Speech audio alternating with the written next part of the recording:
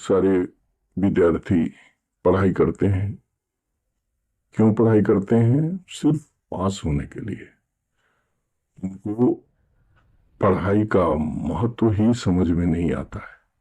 पढ़ाई से क्या किया जा सकता है, पढ़ाई हमें क्या देगा, पढ़ाई कैसे करनी है, इसका बेसिक ज्ञान उनको नहीं होता, जिसके कारण वह सिर्फ पढ़ाई को पास होने का एक जरिया समझते हैं। पास करते जाते हैं। जिस समय एग्जाम आती है उस समय वह जोर लगाते हैं, पढ़ाई में पूरा ध्यान दे देते हैं। लेकिन परीक्षा के समाप्त होने के बाद पढ़ाई से पूरा कट जाते हैं। उनको पढ़ाई में सिर्फ पास होने से मतलब होता है और बस उतना ही में वो रह जाते हैं। पढ़ाई में उनको मन नहीं लगता। पढ़ाई बहुत ही बेकार चीज उनको लगता है। और बहुत सारे विद्यार्थी हैं जो पढ़ाई को सीरियसली लेते हैं। वो सीरियस क्यों होते हैं, इसके पीछे कारण होता है। और बहुत सारे विद्यार्थी पढ़ाई से फेड अप होते हैं, इसके भी कारण होते हैं। कोई विद्यार्थी पढ़ाई में बहुत अव्वल दर्जे का होता है तो इसका कारण होता है उसके पीछे का ज्ञान, उसके पीछे का समझ, उसको प्राप्त होने वाले संस्कार, उसको प्राप्त होने वाले बेसिक शिक्षा, जो बेस है पढ़ाई की। अगर उसको बेस प्राप्त नहीं होगा तो उसे पढ़ाई में मन ही नहीं लगेगा, क्योंकि उसे ना आधा ज्ञान होगा ना पूरा ज्ञान होगा, वो बीच में अटका हुआ रहेगा। उसको समझ में ही नहीं आएगा कि पढ़ाई से उसे क्या मिलेगा। जैसे मान लीजिए मैथ है। मैथ फॉर्मूलों से बनता है। फॉर्मूले पर आधारित बहुत सारे क्वेश्चंस होते हैं। तो फॉर्मूला को जानना, फॉर्मूला बनना, किस प्रकार से फॉर्मूला बनते हैं उसको ज्ञान होना चाहिए। उसी प्रकार से ज्योग्राफी में पढ़ते हैं तो ज्योग्राफी में हमें देखना होगा कि ज्योग्राफी से हमें अगर किसी देश की राजधानी जाननी है तो सबसे पहले हमको मानचित्र जानना पड़ेगा देश का, विश्व का, राज्य का।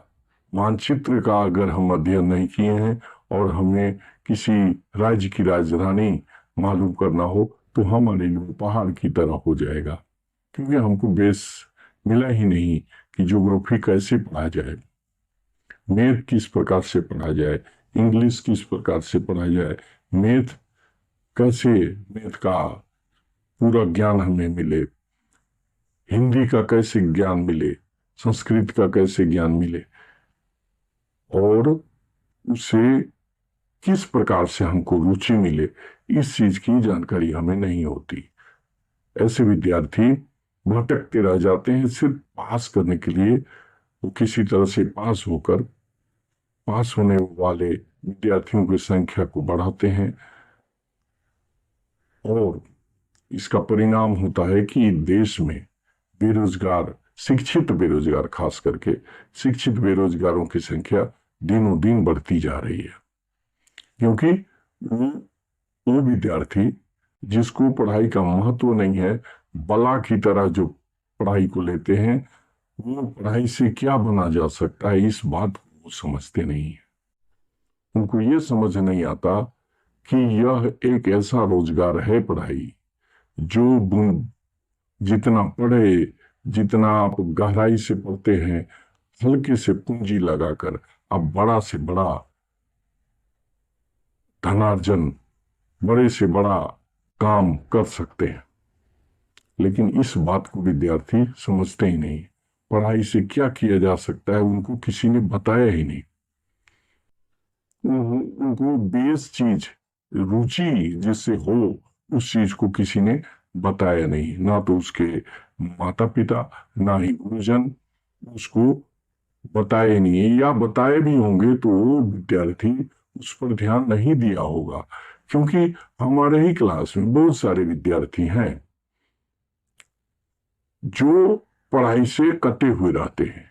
हम बताते हैं कुछ तो सुनते हैं, उनका ध्यान कहीं और लगा, वो सुनते नहीं है शिक्षकों की बातों को, वो ध्यान से सुनते नहीं, समझते नहीं है और अंधाधुंध पढ़ाई ही करने में लगे रहते हैं।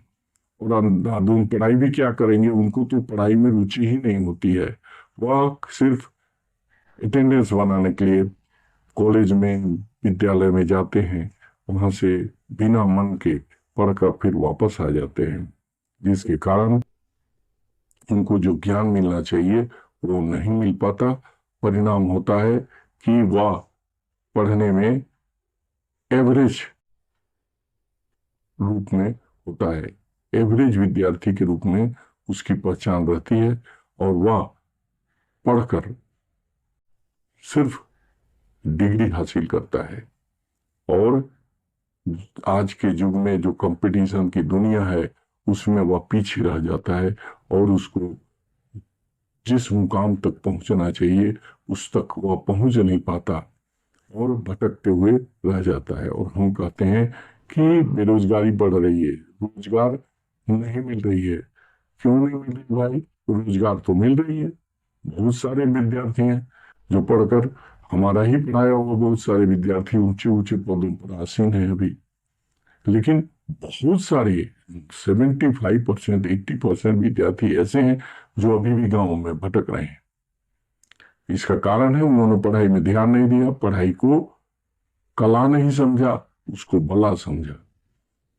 जो पढ़ाई को कला समझ लेता है उसकी प्रगति निश्चित होती है, और जो बला के रूप में लेता है वो बला ही है, पढ़ाई से उसको कुछ हासिल नहीं होता और अंत में जाकर वह शिक्षित बेरोजगार हो जाता है।